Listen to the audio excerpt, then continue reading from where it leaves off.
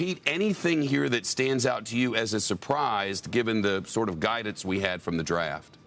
No, this hews very closely to the draft. It says Roe is not only wrong, it was egregiously wrong. It's 5-4 on the question of overturning Roe, 6-3 on upholding the Mississippi law. Chief Justice Roberts did not go along with the other 5 on whether to overturn Roe and Casey. He said that goes too far and decides too much. The dissent, of course, is quite blistering, says it's a sad day for the court and for the millions of Americans who now lose a constitutional right that the court once granted and took away. And, Shep, I would just notice one other thing.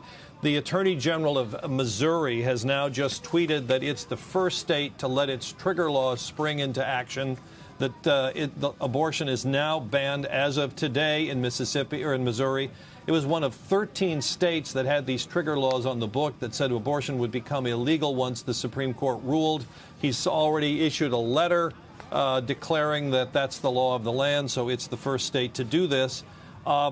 Just a couple of other things. Justice Kavanaugh, in his concurrence today, says, in his opinion, he does not believe it would be constitutional for one state to bar women in that state or make it a crime for women in that state where abortion is illegal to go into another state where abortion is legal and get that service. And of course, because he is one of the 5 to go along on overturning Roe v. Wade, that has to be considered a controlling a statement from him. And the other thing is, there's nothing in this decision that says that states can constitutionally or need to have an exception in their laws for rape or incest. And the dissent says that's one of the problems with today's decision, that there's no longer any constitutional requirement that states make exceptions in their laws for rape or incest, Shep.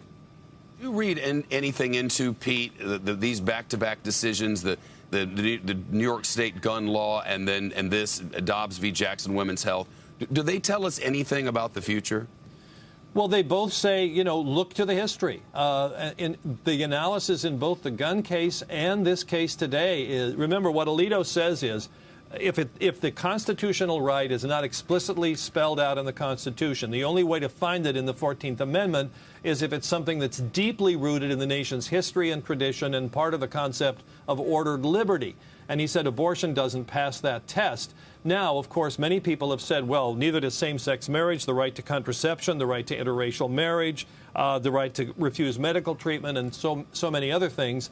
The statement is still in the majority opinion here that was in the draft that came out in May, that was written in February, that says nothing about today's decision should affect those precedents because Alito says abortion is different. There's a moral dimension because there's a potential life involved. And Justice Kavanaugh also says the same thing. He says overruling Roe does not mean the overruling of these precedents, although Justice Clarence Thomas says in his opinion the court now should look at those other decisions that were based on this notion of substantive due process in the 14th Amendment.